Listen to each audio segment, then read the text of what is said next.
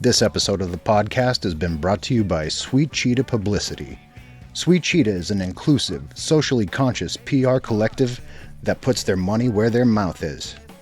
They have a current roster of bands that reads like a greatest hits anthology. Brainiac, Catholic School, Jawbox, The New Amsterdams, Oceans in the Sky. I mean, the list goes on and on. They also do PR for record labels such as A La Carte, Arctic Rodeo, Steadfast, Rad Girlfriend, and so many more. How do they pay it forward? How do they put their money where their mouth is? By generating thousands of dollars in annual charitable donations to the likes of Women in Vinyl, Coalition of Communities of Color, the NAACP Legal Defense Fund, and many, many more. The man has the receipts. I've seen them. It is real. The artists, labels, and podcasts Sweet Cheetah works with are curated with an eye on working primarily with friends. You could find Sweet Cheetah on all of the social media platforms, be it Instagram, Twitter, Facebook. Just look for Sweet Cheetah PR and they will be there. He's been Tim, I've been Peter, and Sweet Cheetah has been beautiful.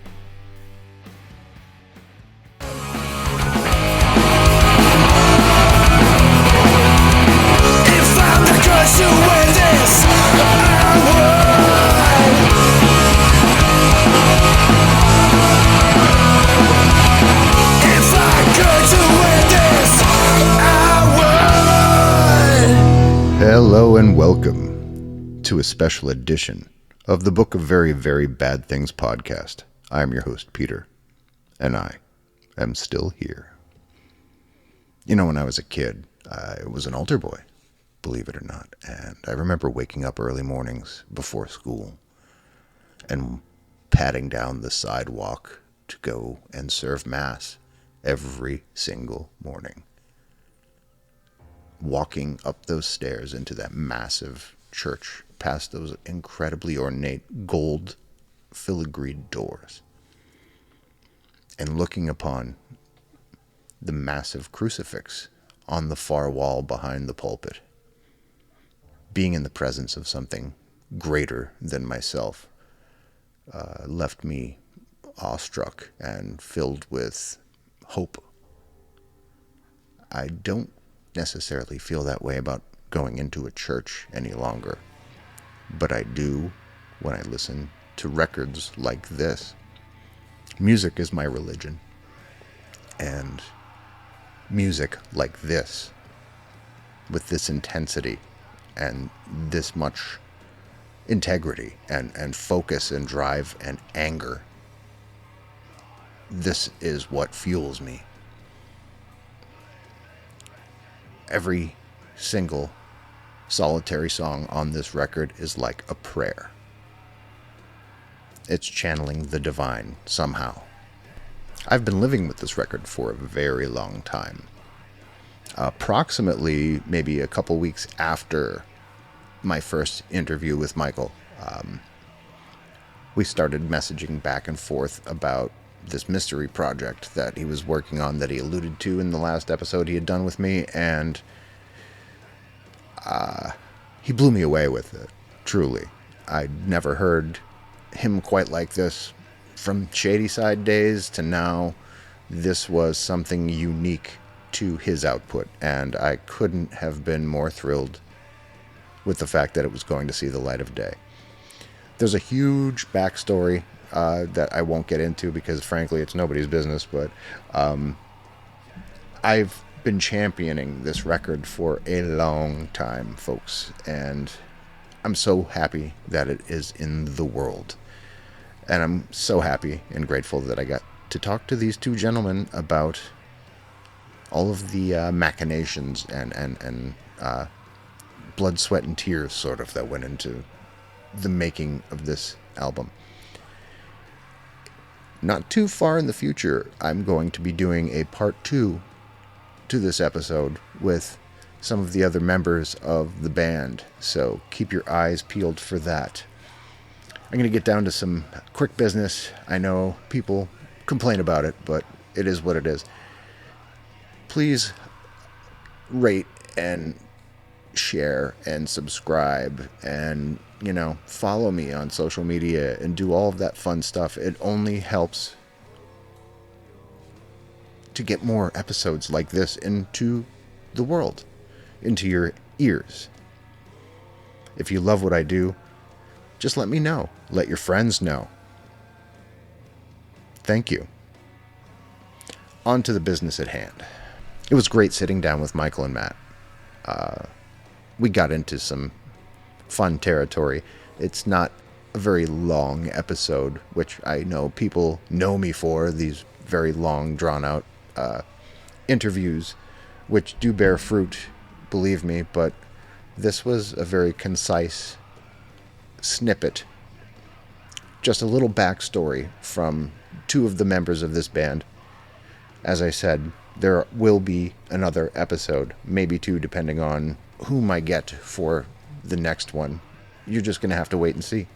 So without further ado, I give to you Michael and Matt, Burial Clouds, on the Book of Very, Very Bad Things podcast.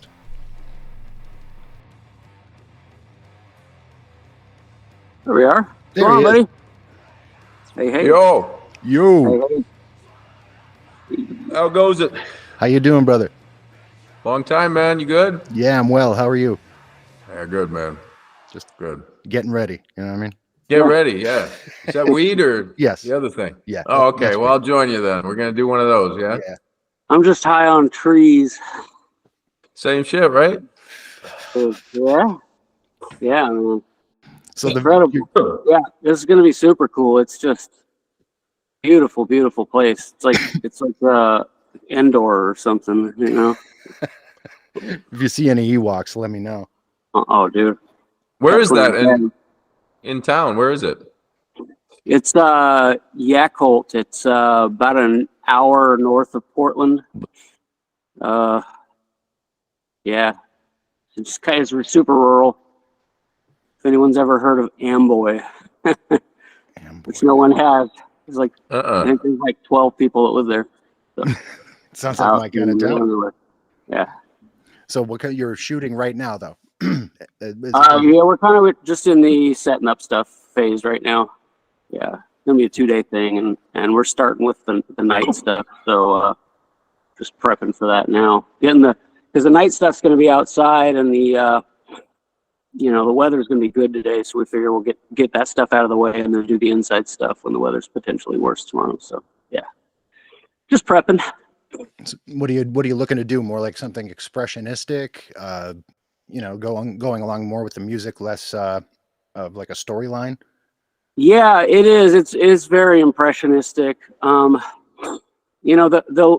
The story behind the song and the lyrics and just kind of everything is very much an impressionist painting. So it's we're kind of going with the subconscious tie that binds those two things, and it's sort of a I don't know how to put it. It's like a spectral journey through the psyche or something. I don't know. It's there's the ego and the id and the shadow self, and they're all playing a role, played by this awesome dancer we know named Marina.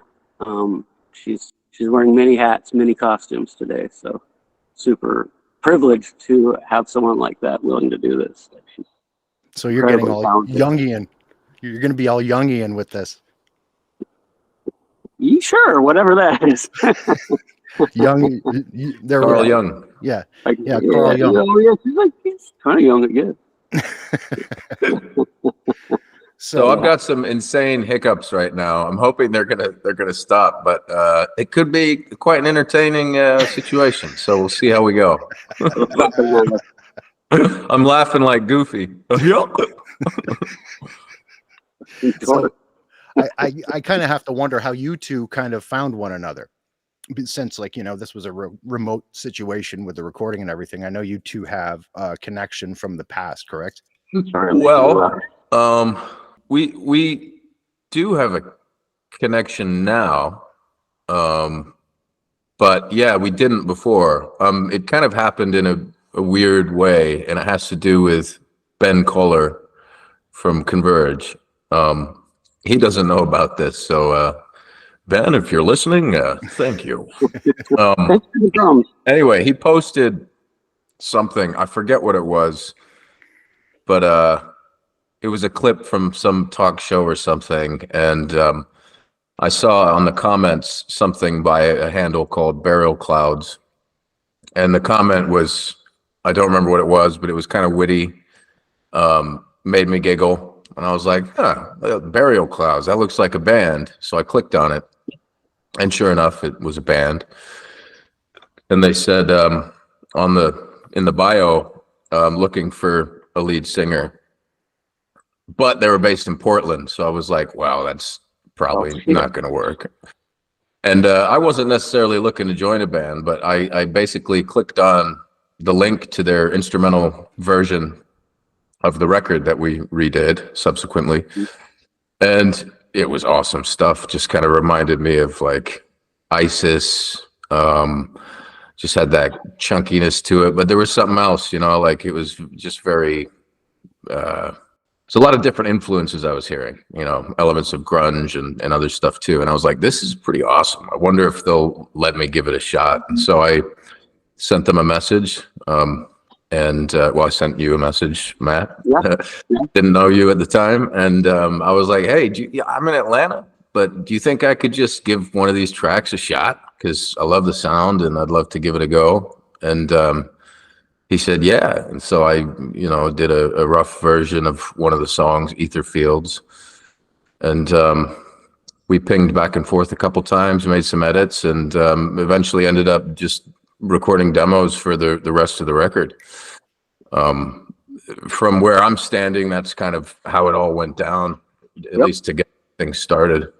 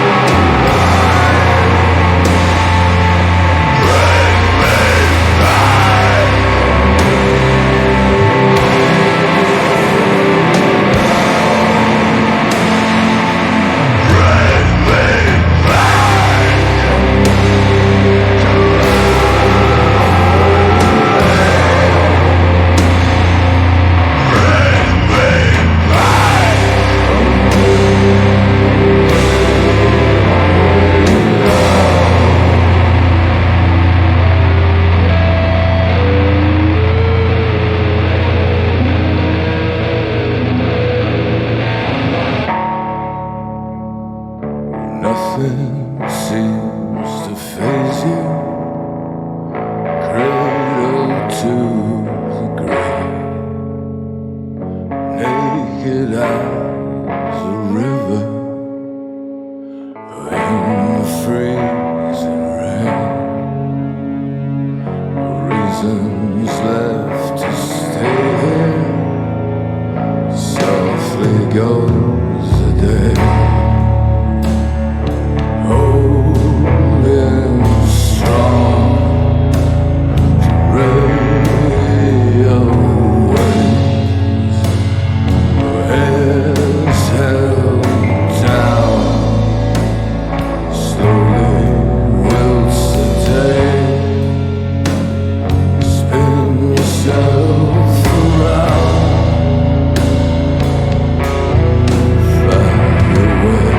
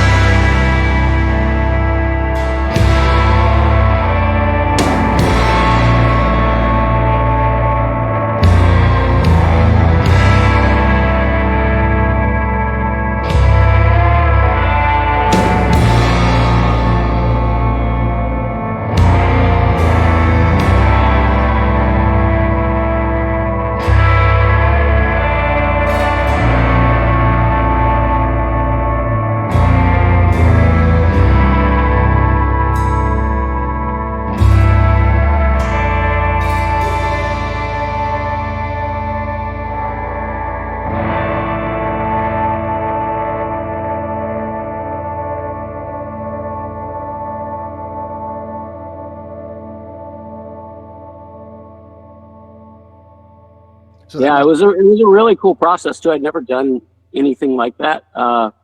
Collaboration over a distance, and to that point we had still never met, and kind of almost got to know each other through the music, and kind of that was our initial like mode of connection, and it was like really cool seeing how quickly the whole thing developed, and like so naturally, like after having heard all that stuff without vocals for so long, I was really worried that it was just going to be like weird, like this isn't supposed to happen, but it just, dude, it fucking just fit. Like it sounded like they had always been there. Like it wasn't weird. It was just like, oh, this is the song.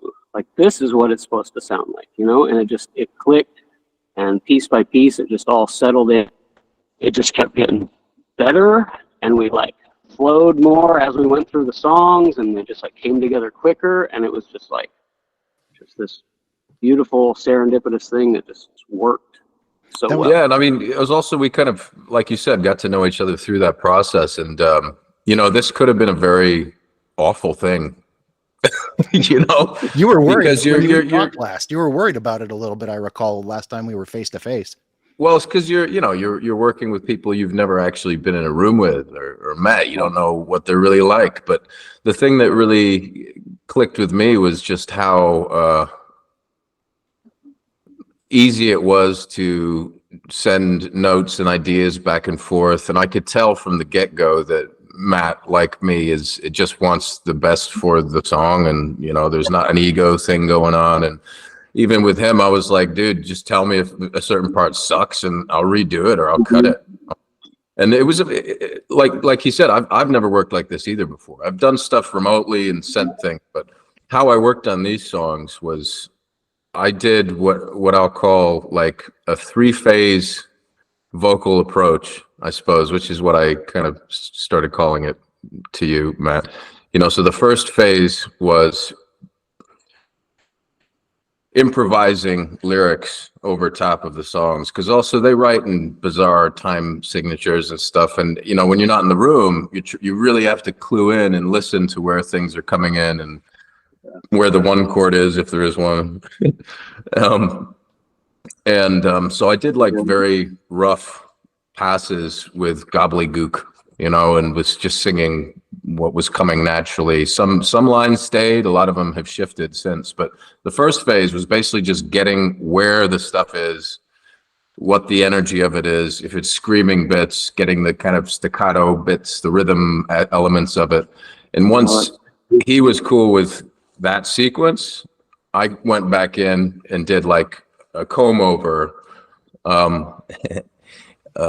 with better lyrics, ones that I felt really encapsulated what I was emotionally trying to spew, I suppose.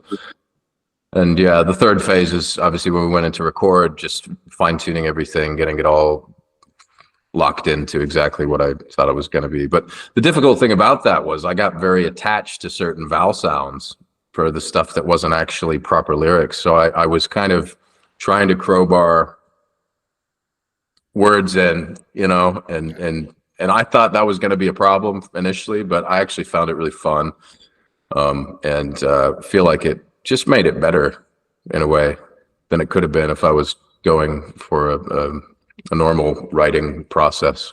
It's different. I like to be out of my comfort zone.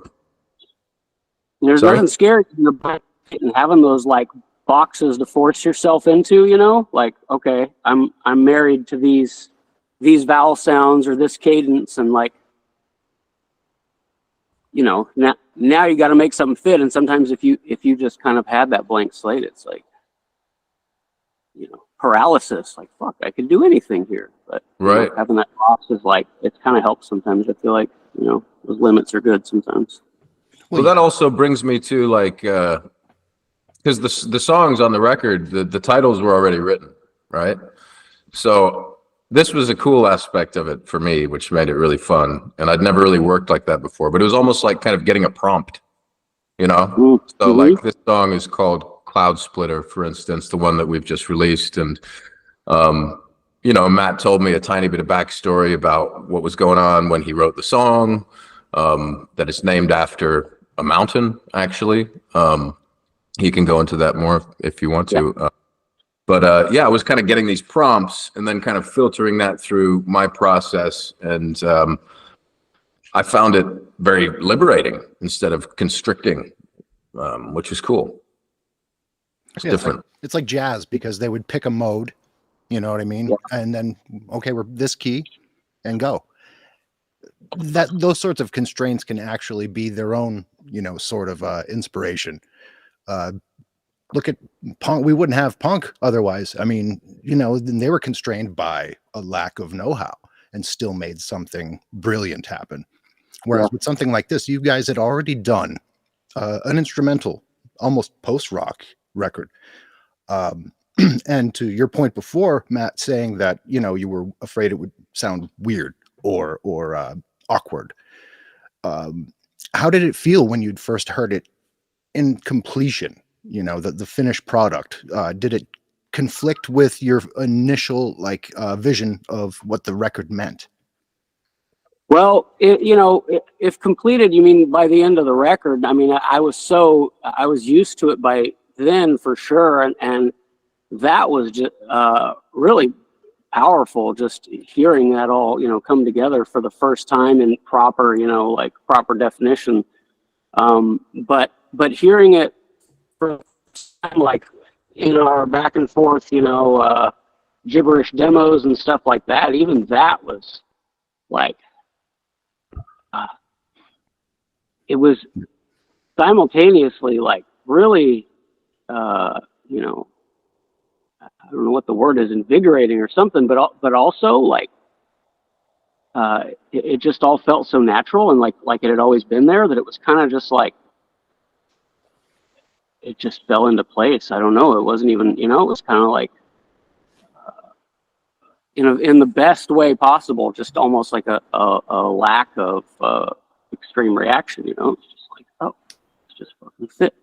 And it didn't, nothing, I never thought it would be like weird.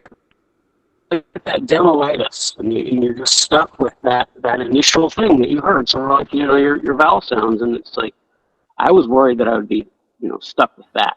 Like, just like, it doesn't sound like it used to, but that was my biggest like reaction, was just how little of a reaction it felt, just like it had just always been there. Yeah, as if it were meant to be that way. Yeah. Oh yeah, for sure. Absolutely. Yeah. And that's like definitely a testament to Michael's writing ability.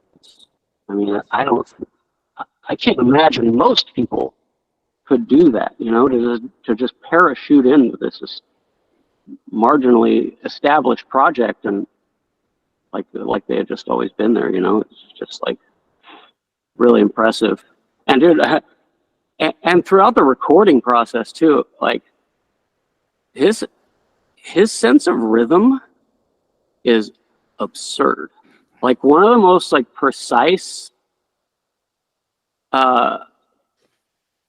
internal tempo I've ever heard. Like it's kind of wild. There was I think it was on Seawall. When I was going through the tracks and picking out the vocal takes, it was like there was a few where it was like, oh, I thought maybe I had pushed record on two different tracks at the same time or something, because it was doubled up, and it was like, oh, okay, well, I got to get rid of one of these, and then I noticed, oh wait, those are actually different take numbers. Like, so I'm like, hold on. So I zoomed in on the on the waveform, and they almost exactly match, and it's like, dude, that's fucking inhuman. How does this guy get two separate takes like a half hour apart, identical down to the waveform practically? It was wild, super wild. Like his vocals were actually phasing at one point. That's crazy too, because like the time signatures are almost Eastern in flavor, So Mike, you were walking into something, you were trying to crowbar your way into these pockets, I would imagine. Like, how's this going to fit? And then just letting it rip. I mean, it's impressive. And what I wonder is lyrically, like you'd gotten those cues from the song titles. It seems like you were tackling some very dark territory, which you're big surprise, right? I'm no stranger to the dark. Yeah. But Cloud Splitter, like right from the jump, I mean, we're talking about like railing against the system and kicking up the pricks, Is lyrically the record on par with that, or are you really like going for different themes here? Yeah, I think definitely. I mean, this project came to me, or I came to it. We came to each other at a certain time in my life when I had been very vocal with a lot of issues. And I feel like to an extent, it hadn't run its course, but I was getting really frustrated with the algorithms and how things are torn apart and, dished out online. And I felt like I was just screaming into a vacuum. And I felt like with my own solo music, it didn't feel right to kind of be approaching some of these themes, but with heavy music, you can kind of get away with that stuff a little bit more. I mean, arguably you can in any genre, but I feel like it was a way also for me to filter some of these themes into a creative project in some territory that I know, and so yeah, there's definitely a whole, anti-imperialist stance, environmentalism. It's the whole, decay of empire package, I suppose, and I was thrilled to learn that we have similar mentality, me and the band, with some of these things. So that was good. Yeah, I can't imagine that'd be a great time playing in a band with someone who's a trumper and the other one is, you know what I mean? Right. Being And across it happens. I mean, bands have recently split up over that very thing. Yeah. But yes, something else I'll say, when I was working on these songs, there was a point with every single song where I nearly went back to Matt and was like, I can't do this, man. I can't find a way in. And I was literally writing my email, I don't think almost. I think there might have been a few where you're like, I don't know about this maybe one. Maybe I did, yeah. and then I was like, nah, man, come on, get back in there, figure it out. And yeah, each time I managed to kind of overcome that initial hurdle and push through and find something that worked and that was much more interesting than I initially thought. And I initially, when I heard this record, the instrumental, I was thinking I'd just be doing some like monotone kind of screaming over top of it, kind of like ISIS, I suppose. Yeah. Because that was initially what the sonic palette I was hearing. And then when I was talking to Matt initially, he was like, I'd love for you to bring some of your singing into it. You got a cool timbre and all that. And I was like, okay, let me see if I can make that work. And it challenged me, and it kind of made me think about the stuff differently. And what we've come out of is a piece of work that's just very dynamic. I mean, there's a lot of different, not only musically, but vocal kind of tones and stuff like that. So yeah, it was a kind of pleasant surprise on all counts. Especially right off the top. And I've been living with this record, not as long as you guys, obviously, but a long time myself. And right from the onset, right from the beginning of Cloud Splitter, the way you present the vocals directly at the beginning is very reminiscent, not just like, but reminiscent of Lane Staley. And I'd always challenged people that Alice in Chains, because when I'd first seen them, they were opening for Slayer. They are a metal band. They're not a grunge band to me. They have more in common with I Hate God than Pearl Jam. Just my opinion. But they're very sludgy, very dirgy. And your approach was certainly on par with something Lane would have done. And I don't know if I've ever really heard you quite like that before. Was that in and of itself part of the challenge, just trying to present vocally in a vastly dissimilar way than anything you'd ever done before? Yeah, I suppose in a way. I mean, it wasn't like an explicit choice, I suppose. It was about kind of letting the song affect me and make me do it differently, I suppose. But I knew what wouldn't work was me doing my own solo kind of vocal approach to this kind of material. But when you're writing, you're in that bubble, and then you step out of it, and you're like, I don't know if this is any good. I don't know if this is going to work. Does all this shit work together? And that was part of what was enjoyable about our collaboration is, there was a lot of pinging back and forth and being like, does this tie together? And just having that kind of working dynamic was just incredibly rewarding, but also made me feel safe, And normally, like when it's me doing my own stuff, I trust all my instincts. And for this, I trusted them too. But I'm used to just working alone. Yeah. So I was surprised that I play well with others.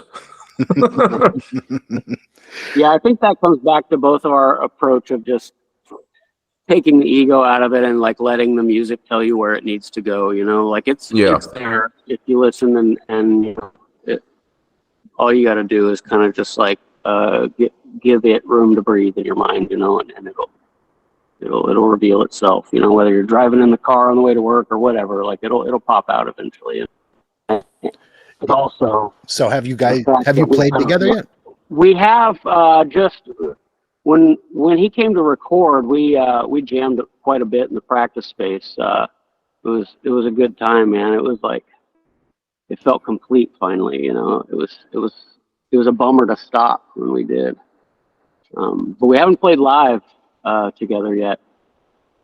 We're about to. Super, yeah. Next week actually. And where at in Portland? I'm sorry? Where at in Portland? The high water mark. That'll be on the 25th, I believe. No, 26th. With Hell and Glasgow. Hell is from a little bit down. I think it's Salem or Eugene. I always get those two mixed up. And Glasgow, it's a local band there. Oh, that's could be super good. And we're playing with them actually the night before up in Seattle too. Both of those bands sort of traveling down at the same time. Trial by fire. Yeah. I mean, none of it's anything you all haven't done before. You just haven't done it together on stage. Yeah. You know. Yeah.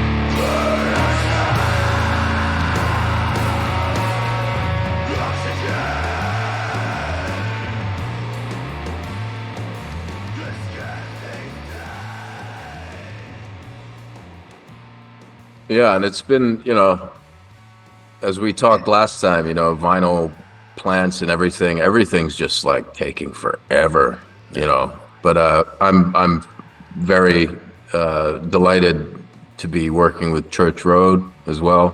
Incredible label, and Justine and Sammy are such wonderful people.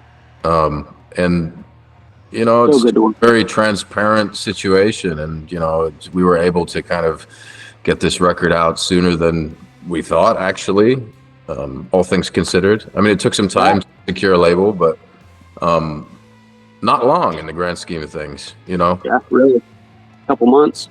Yeah. And I'm so, when we first, started talking with Church Road, I was under the impression it was going to be like significantly later. Pleasantly surprised it was going to be May, because I think at that point 9 or 10 month turnaround, and people are looking at significantly more than that, you know, with the final turnaround time as it is right now. So super stoked about that. Yeah, the good thing about that situation too is I think we're kind of at the tail end of the drought of vinyl production, as it were. There was a lot of major label projects that were gumming up the works, as it were. I think now plants are starting to staff properly again, by probably no fault of their own. People just were not looking for jobs in that arena probably, and didn't have the know-how, but it seems like things are opening up quite well. Hopefully. I'm hoping I haven't jinxed us all. I appreciate the So optimism. the part two, and it's all your fault. Yeah. Well, you know, it wouldn't surprise me if it were. So when I want to get back into the whole inspiration thing for you, like both of you going like into this project, but prior to it, you know, I can sense, Michael, I know what you're into, from, you know, Neurosis to hot water music. But Matt, I hear everything, but from like Failure to Orange Goblin, to Neurosis, to even Converge in your playing in the Sonic Stew, as it were. What were you into, like, as a young person coming into your own music tastes? Oh man, the thing that like really, like the first record that really hit me was I was at this like church youth group sleepover. Shout out to David Bloom, wherever you are today. He was like, "Hey dude, check this out." And he had his little Discman, you know, 90 whatever, and he was like, "You're gonna like this shit." And he put on a Vulgar Display of Power. And my little baby Jesus mind was like, just it was over. It was over. Come home, boy. Yeah, Church was over. Fucking Hostile was like, just like, man, that was the track that did it for me. It was just like, What a track. it's on, man. From there, Nirvana was a huge influence. Like, I guess probably 200 million people can say the exact same thing. Sure. Rage Against the Machine was really huge for me. Crass. A lot of California, specifically Bay Area punk rock. I was catching some Amoebics too. If you like all of the like Crass and that, like there are aspects to your playing that remind me of the band Amoebics. Not sure if that's definitely in there. There's, you know, there's so much after that much time. There's so much that just kind of subconsciously just sticks in there. I don't know how much of it's conscious. I mean, sometimes it is, you know, but for the most part, you know, it just kind of filters through your brain over the years, and what sticks. There's a lot of the stuff that I was listening to at the time when that over the time that record was written was a ton of Earth. Like, they still blow my mind to this day. Like, I almost, like, I stop myself a lot of times from analyzing music too much because it kind of ruins it. But like with Earth, I'm like, how are they, like, you know, if you were to break it down, like, sorry to their fans, I'm one of you, but like it's just very incredibly slow, but it's like, you know, really repetitive. It'd be the same riff for like 8 minutes, but it's like, it's mind blowing. They're so good, and they're so heavy without heavy distortion, you know, like they do all the things. They achieve so much by doing the exact opposite of what you would expect to do to achieve that. And I don't know, there's a meditative quality that I really, really love about that band. That you can just absolutely get lost in it, and time ceases to exist. And the more, and as you go through the iterations of the same riff, slight differences, it definitely just, meditative quality to it that I really, really, I really like. Listen to a lot of Yob. they're fantastic. At that point, Clearing a Path to Ascend is easily in one of my top 5, maybe 3 records ever. Just kind of a life changer for me, that one. But yeah, influences, man, kind of all over the place. A lot of Radiohead. I would love to do something equivalent to like a heavy version of Radiohead. someday, like something in that direction. I don't know what that means, but if you can imagine like Pyramid Song or something like that, but with like, real heavy distorted, I don't know, something like that. But I think I think you could do something like the Bends, aggressively, very simply. Actually, sure. you know what I mean? There's already a a quality to the Bends that would lend itself to something more metallic almost. Okay, computer, that would be difficult, I think. Yeah. That's just my opinion. Well, I think a lot of it for me is just kind of just the overall vibe. They're a very like cinematic band, and I'm really drawn to stuff like that. That's my shit. Like I love stuff like that. Like I just, in a weird way, like I if I hadn't done music, I would love to have been involved in film, and I think this is my consolation prize, is I get to make music, and I kind of, in a way, like feel like I'm scoring a film that doesn't exist a lot of times, to have a story or imagery or thoughts that I'm trying to evoke or just that are in my mind, turns me on with music. I would argue that this album is very cinematic. Well, I appreciate that. Yeah, that's a thing that I love for sure. It's like it's almost like a Stanley Kubrick film.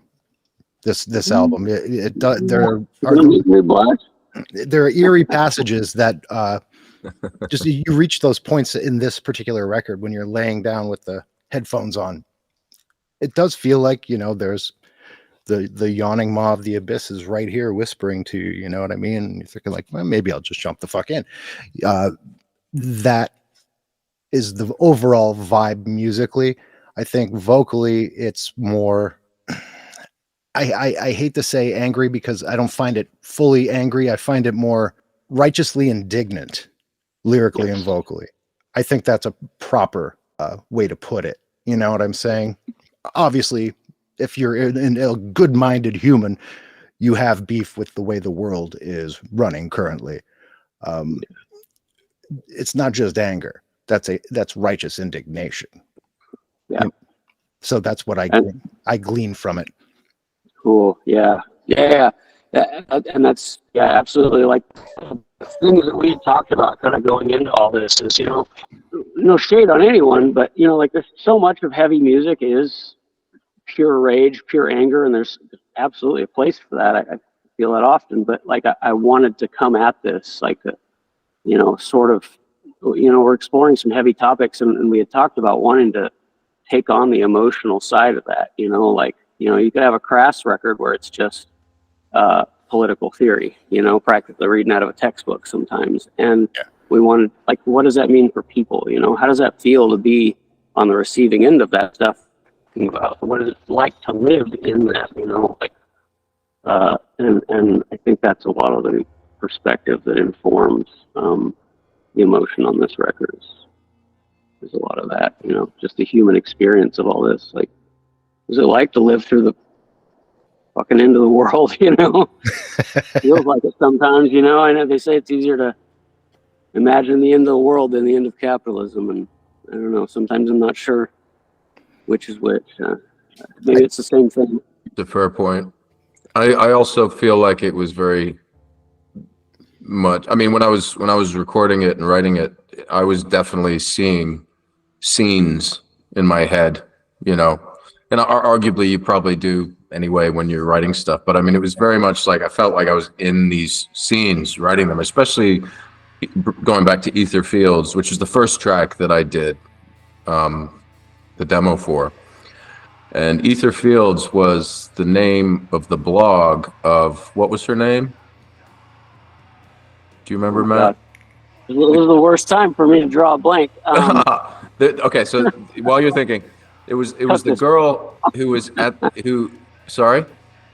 Did you get it? I said, well, no. I will. There was a girl who was living in a hotel in Skid Row. Elisa Lamb. What was it? Elisa Lamb. That's right.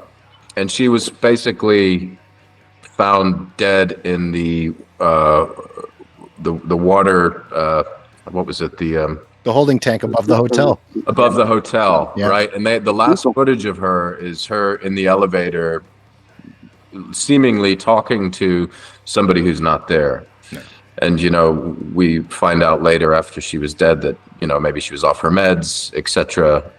But basically, that was the prompt I got to write this song. And so I didn't write it about her necessarily, but there's strong elements of that within it. And I was kind of, really seeing these scenes in my head and these moments, not of her life, but what it inspired in me, I suppose. So I feel like, it naturally became very much a movie in a way, making this album for me as well.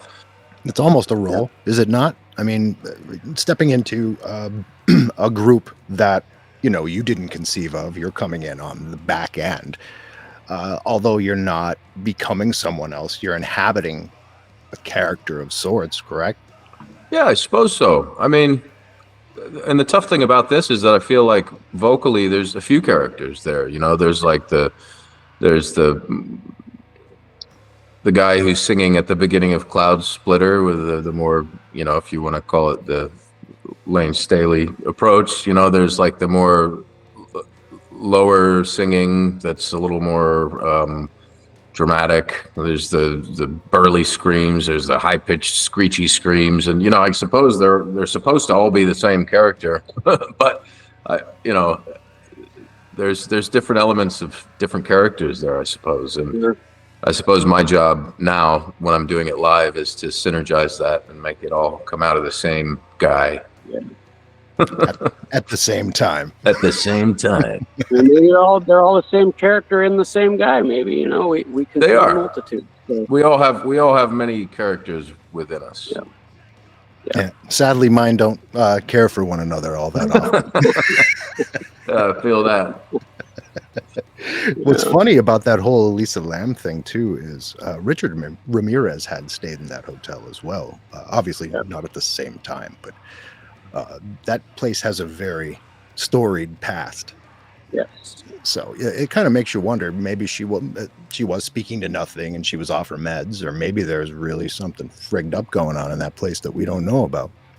Well, and I think the history of that place it contributed to the larger story around that. Because it kind of turned in. When that first all happened, it was a big internet mystery ghost story, and kind of turned into almost it got a little grotesque, I think, at points, and as information came out and, over a year and a half, something like that, it kind of went from talking to like demons in a hallway or something. And like, how did she like mysteriously get in this, cistern that you can't, it's physically impossible for her to close it behind her or whatever. And then it turns out like the whole time that this, sort of sensationalized, overwrought thing was just this poor girl that, lost her life because she didn't have her medication, Like, I think that speaks tragic in so many aspects, like because it got so grotesque after the fact, not just her unfortunate end, but like the way it all unfolded after. And I think that was part of what really like struck me with that whole story is not the initial spookiness. Was when it first happened, like, oh, a little goosebumps, but like also the whole thing after it got kind of. Yeah, and also people's obsessions with these type of things. That's a very disturbing aspect of it to me. Is it just in general, like the crowd response to horror. There's this like bloodlust. People want to know more. They want to, have been there, like in some sick way. And I don't know. It's interesting, when you think about human nature and what we do. Well, yeah, there's two schools of thought with that. One being lower primates, as they call them, apes. When they see something grotesque happen to one of their own, they all naturally look and pay attention because in the simian mind, they're processing like, okay, I should not do what that one did in order to meet that end. Yeah. or there's the other school of thought where it's like a not a mass hysteria thing, but more like a gang mentality that people get, even though they know what they're seeing should be repugnant to them. They see everyone else around them cheering it on like the gladiators in Rome. Yeah. And taking part in this like horrifying act. And I err more towards that. I think sometimes most people who are generally okay humans can be chided into becoming something more horrible, a shadow of what they're supposed to be or what they intend to be. And I think that's a reason why most of this country has or had fallen into the whole neo-fascist republicanism that occurred. It's the only way I could explain it away without wanting to go hang myself somewhere. Because, these are my neighbors. Some of these people are people I care about. And one horrible person comes along and everyone just wants to jump on that train. That's not just the simian brain trying to figure out what not to do. That is someone joining the gang. Yeah, and they want them to jump and I on get their all that from train this for record. their own. I feel like a lot of people are just kind of dragged along in this, the whole culture war thing. It's certainly, is real. There's real topics there, real important things, but I think it's, it's so manipulated and used against us to, we're arguing about the fire across the street, and they're like, cool, they're not paying attention. Let's go rob the bank, So I think a lot of that stuff. You think he's going to jail next week? Supposedly, Trump's getting arrested on Tuesday. You think it's going to happen? Nothing will ever happen. If they start pulling the plug, on one of them, then they can all start doing it to each other. I mean, yeah, it sets a precedent, doesn't it? I mean, that's the thing also with like this warrant being out for Putin as well. It's like, okay, who's next then? Because there's a lot of people around here that are equally responsible for mass murder. You don't think he'll go? No, not at all. No. I don't think they want to open that Pandora's box. Who's next? Republicans will do the Democrat. No, they all. And then there'll be riots. There's an unspoken agreement. We don't hold each other accountable. Ultimately, So the video is for which song now? This new video. Well, we've got two. The one we just finished one for Cloud Splitter. Still kind of in the editing process. And it actually kind of calls back to what we were just talking about, being caught up in spectacle. I think it's been difficult nailing down like the right edit for Cloud Splitter because, we're trying to tell a story, but also like getting it's hard to tell a visually appealing story without some of that, the stuff that really tells the history doesn't look good on camera, and no one wants to watch a history lecture in a metal video. So, so we're, so kind of in the editing process with the Cloud Splitter video. But the one we're shooting today is Beirut Shores, and that's going to be one, Beirut Shores. More of that abstract thing we're talking about. And is that the next single then? It is, yes. April 8th. Inside me I have life and heart, the vessel of the heart, seed of the soul. Who is this? This is me. Who am I? What am I? What am I? What am I? What am I? I am myself. This object is myself. The shape that forms myself. The me that can be seen. But I feel like I am not who I am. It's strange. I feel my body is melting away. I no longer recognize myself. I am losing my shape. I feel the presence of someone else. Is there someone there? Beyond here? Who is this? This is me. Who am I? What am I? What am I?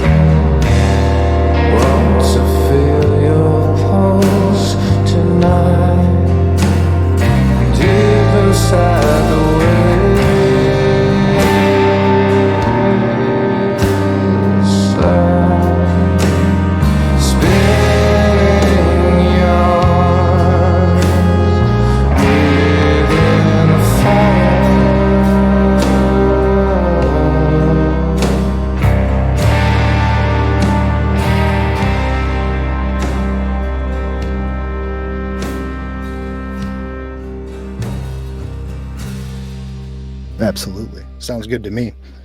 So I know you probably have to get back to your video shoot, and you know, I don't want to hold everybody up, but I did want to kind of bring this out to the fore about this album. I had the pleasure of having access to it before most people, and it hasn't changed at all since that version I've heard, correct, Mike? It has not. No, I sent you the pre-masters, I believe, right before we had finalized. Yeah, so it's exactly the same. Just a little extra candy, probably. When people get to hear this, how do you think? Number one, Michael, from your end, from the people who are fans of your music and your acting, how do you think they're going to feel about this? I think it's going to open a lot of people up to something they haven't quite heard before. A lot of unfollows. No. Oh, Sorry. I'm so excited for people to hear it.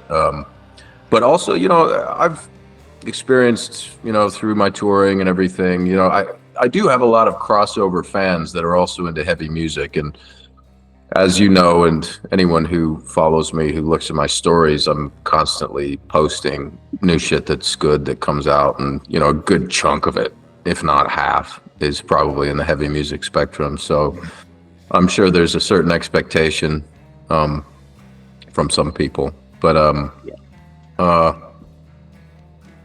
yeah, I also think the record's pretty dynamic. I mean, there's something in it for everybody. There's softer bits and heavier bits, and it's just a real journey.